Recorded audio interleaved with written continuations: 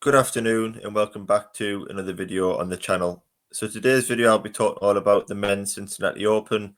Feels like this year is going so fast in the tennis world. It felt like a minute ago that the Wimbledon final in which Carlos Alcaraz defeated Novak Djokovic in straight sets. Since then we had a repeat of the final at the Olympics in which Djokovic won his first ever gold medal in the singles in what were fantastic scenes. We've got the Montreal Open final tonight between Alexei Popyrin and Andrey Rublev. And Cincinnati Open actually starts later today, so I thought I'd better get this video out. So it's a fantastic moment for tennis. I think it's coming thick and fast. We've got a fantastic hardcourt spin coming up with US Open, Shanghai Masters, Paris Masters, ATP finals. So I'm thoroughly looking forward to covering all those on the channel. Just before I get into today's video, if you would like to subscribe to the channel, that would be greatly appreciated. I do have a dream to work in tennis media one day, and I use this channel to improve my tennis knowledge, improve my skills, shine more light on the sport. And if you could like and subscribe, it would greatly be appreciated and help my journey into tennis media. So I'm going to do this. I'm going to quickly review 5 players and talk about their chances in Cincinnati this week, and then give you my final prediction on who I think will lift the title a week on Sunday. So starting off with Carlos Alcaraz, who has enjoyed what has been an absolutely special 2024. I think, coming into 2024, it's been on the circuit for a long time that Carlos Alcaraz was going to get to the very top of the sport and even potentially go down as one of the greatest to pick up a racket. I did recently say after the Olympics video that I think he's the greatest 21-year-old the sport has ever seen. And I think, Alcaraz this year has just shown why he's been dubbed as such a special player. I think the way that he's transformed his form from clay to grass to win back-to-back majors at that age is something that is pretty much unheard of in the sport of tennis.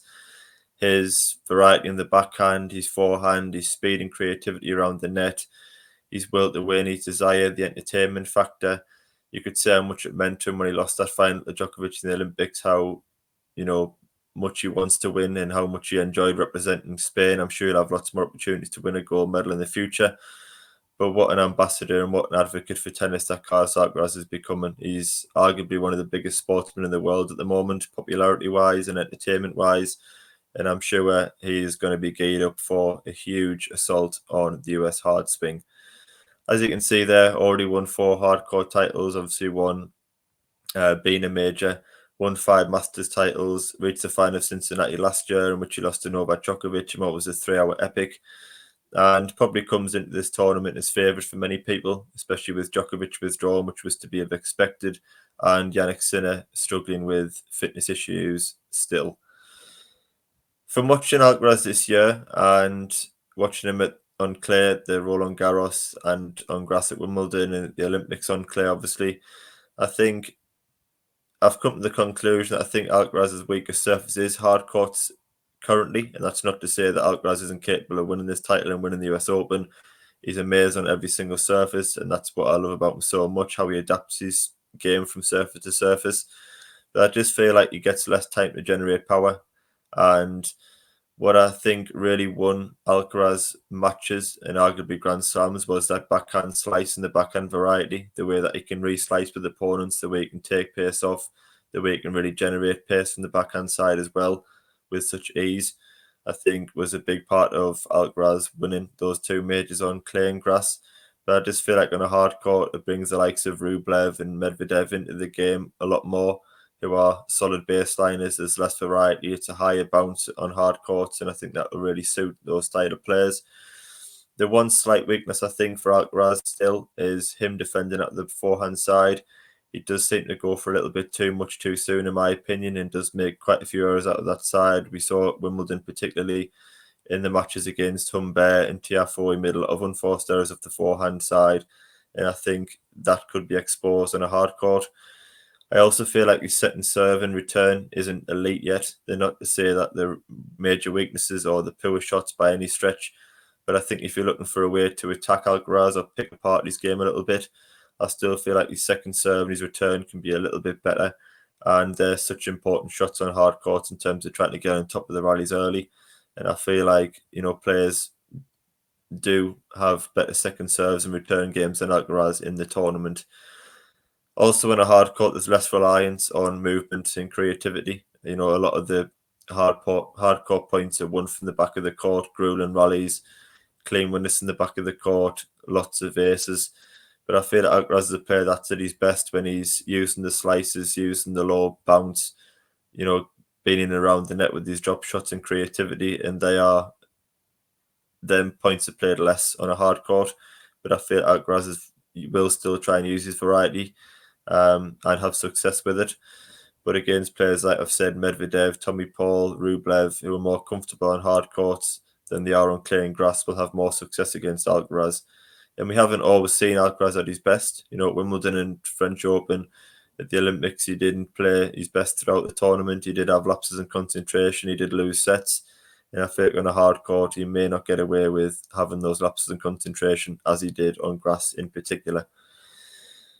He's on an incredible run of form, and I'm very interested to see whether he physically holds up after what's been a hell of a grueling few months for such a young player. And when he comes up against players on a level playing field, whether he can still oust them all and consistently reach finals and win titles.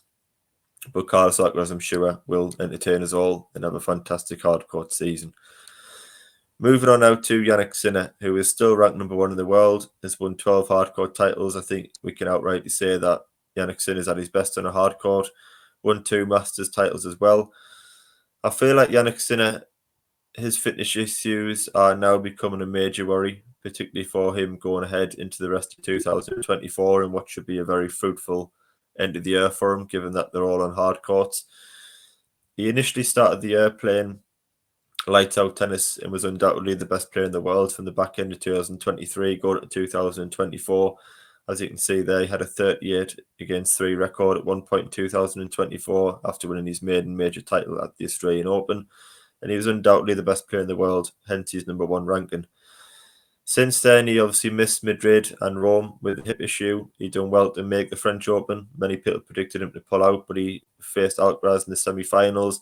I think I've said many times, I think Yannick Sinner would have won that match had he been 100%, but he did have issues throughout. He did cramp up, and that allowed Alcaraz to take over and win the title, beating Zverev in the final. He had the issues at Wimbledon with his illness, in which he lost to Daniil Medvedev, looked very disorientated, very disengaged, very unwell on the court, and he exited Wimbledon when he was again one of the favourites to lift the title. In Montreal the other day, he struggled with illness. He was pointing to the hip multiple times, which is a slight worry considering that's what the issue was on a clay court. We're still yet to be confirmation whether he's going to play Cincinnati. He may rest and try and recover in time to peak at the US Open. He also missed the Olympics with tonsillitis, so it just feels like all of his issues are coming at once. And he's missing a lot of Masters. He's missing a lot of majors now through illness and injury. And for a player that's such a young age, it's a real shame to not see him in these draws because he's an incredible player to watch and one of the very few players that I think can really match Djokovic and Alcaraz on a hard court. So fingers crossed that Sinner has recovered from Montreal and can make this draw and plays 100% best tennis, because I feel like he could have a hell of an end to 2024 and what's been a frustrating year for him, I imagine. So Sinner is an excellent hardcore player. I feel like he does need to get back on track, but we all know that with his tennis, he's very capable of winning Cincinnati, US Open, Shanghai, Paris, ATP finals. And as I've said, tennis is a better place in the world with Yannick Sinner in it. So hopefully he's somewhere near his best and can produce some of his exciting, brilliant tennis. Moving on now to Daniil Medvedev. So Medvedev, amazing hardcore player. You can see 16 hardcore titles there, 6 times Masters champion, won this title back in 2019 as well. So we'll have come into this US hard swing in huge confidence. We all know Medvedev isn't at his best on clay and on grass. Never his best time of the year, but when I feel that it comes to the US hard swing, that Medvedev really peaks. He's got a hell of a lot better chance of beating the likes of Sinner, Alcaraz and Djokovic on a hard court than he does on a grass and clay court. Medvedev's a fantastic baseline player. He loves the grueling exchanges. His defense and his consistent depth are fantastic to watch. He's a brilliant counter puncher. The high bounce and less variety really suits Medvedev as well. We know he's got that fantastic serve. Very difficult to break down, makes very few unforced errors, and is just overall a nightmare to play, particularly over 5 sets, which has seen him win the US Open as well in the past. He loves the US swing. 16 hardcore titles says everything you need to know about Medvedev's ability on hard courts. I feel like he's in better shape than Yannick Sinner, who I've talked about the fitness issues. Zverev still got the little cloud over his knee issue and went out of Montreal. Alcaraz has got the question whether will he physically stand up after what's been a hell of a grueling few months. Obviously, Djokovic withdrawn from Cincinnati, so I feel like Medvedev's coming into this at a good time. He's got the winning experience on a hard court. He's won this title in the past, and for me, he's one of the favourites to win this title in Cincinnati. Another Russian I'm going to look at is Andrey Rublev, who is 26 years old now, has won 10 hardcore titles, definitely his favourite surface. He's won a 2 times Masters champion as well, reached the final of Cincinnati Open back in 2021. And although Andrey Rublev has won 2 titles in 2024, I think it's been a very poor year on the court for him. I just feel like with Rublev, he creates a lot of his own problems and he just needs to mentally find himself and just stay within himself on court and find a way of problem solving better and remaining a level head. I feel like Rublev is way too erratic. He gets way down on himself and he needs to improve his mentality. We've seen Rublev in the past smash rackets, start smashing his legs with rackets and screaming at his box and screaming at the umpire, and it never does him any good. Rublev's a player that I feel can be very, very successful on hard courts. I think he's got heavy ground strokes. I've been critical that Rublev doesn't have as much of variety as the top players, but that isn't such a problem on a hard court. On grass and clay, I think he does get found out with his lack of net play and his lack of slice. But on a hard court, there's not many players better in the world that are consistent, generate such power of forehand and backhand. His backhand down the line's a fantastic shot. He's got a very strong serve. He gets good consistent depth, good ball speed. And I feel like if Rublev can sort his head out and remain focused and perhaps get a big win over the likes of a Sinner and Alcaraz or Djokovic, then we could see him have a very good end to 2024. He's also in the Montreal final tonight against Alexei Popyrin, a match that I'm sure he's expecting to win. That would be a fantastic start to his second half of the year. And I feel like if he can win this title tonight, it might give him huge confidence going into the rest of 2024, and he could upset a lot of players and reach the major ends of tournaments. The final player I'm going to look at, and a player that I think has been one of the best on the ATP Tour, certainly to watch, is the American Tommy Paul. Won just the 2 hardcore titles in his career so far. Hasn't had any major success at the Cincinnati Open, but I think Tommy Paul's a player that from 2023 we've just seen a completely different player.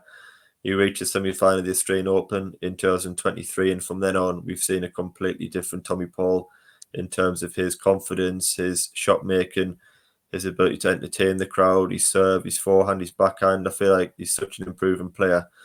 And at 27, he's got many more years in the sport, and he's a player that I think if he keeps improving can definitely reach the top 8, top 5 maybe, and even perhaps win a major on a hard court. He's been playing consistently well on hard court since 2023. He's had 2 fantastic matches this year with Carlos Alcaraz at Wimbledon and the Olympics. He'll have the support of the US crowd at Cincinnati and the US Open. I'm expecting some huge performances from him and some great results as well. In conclusion, so I think it's always a shame to see Novak Djokovic withdraw from the tournament. I did say on Twitter that was to be expected when he withdrew from the Roland Garros and had the knee surgery. I think it was very unlikely for him to make Wimbledon. He did make Wimbledon and reach the final, in which he lost the straight sets against Carlos Alcaraz, but I still think it was a fantastic achievement for him to get that far, given the quick turnaround. Had he already won a gold medal in his career prior, I don't think he would have played the Olympics. I think a transformation for a player from grass to clay is always difficult, let alone a player that's 37 years old after recently undergoing knee surgery. The fact that he managed to win that tournament without dropping a set when you consider he played Nadal, Tsitsipas and Alcaraz and Chatrier is one of Djokovic's greatest ever achievements in my opinion, and he deserves a break from the sport. He may play Winston-Salem before US Open, but I think it's unlikely. I think Djokovic is a player that can turn up at the US Open and almost use the first 3 or 4 rounds to really find his feet in the hard court. We know Djokovic has won many, many hardcore titles in the past, and he'll be ready for the latter stages of the US Open and confident in whatever schedule he goes down. I'm also very interested to see Alcaraz physically and mentally this week. As I've said, I think the hard court gives chances to Medvedev, Rublev, Fritz, and Paul. They're going to be very open tournaments, particularly maybe the first couple. The Winston-Salem, we've seen Montreal, Popyrin and Rublev get to the final, which are two unlikely contenders. Interesting to see what happens in Cincinnati. So overall, I feel like a number of players could win this tournament. There's a lot of questions over Sinner's fitness, Alcaraz's physical shape, Zverev's knee issue. Stefanos Tsitsipas has recently split his dad from his coaching staff, so he'll be looking for a new coach. Interesting to see whether that improves Tsitsipas's form, who has had a poor 2024 so far. There's no Djokovic. Andy Murray's now retired. No Rafael Nadal. So it's opportunities for new players for making a breakthrough in the US hard swing, and I'm interested to see how it plays out. In terms of winner, I'm just going to go with Daniil Medvedev. He's such a solid, consistent player on hard courts, winning 16 titles in the past. We saw him win the US Open a couple of years ago, and he's a player that loves these conditions and is very solid when looking in the draw. So thank you for watching. If you would like to leave your predictions, I do always enjoy reading those in the comment section. And if you would subscribe, that would be greatly appreciated. Thank you for watching, and I will see you on the next video.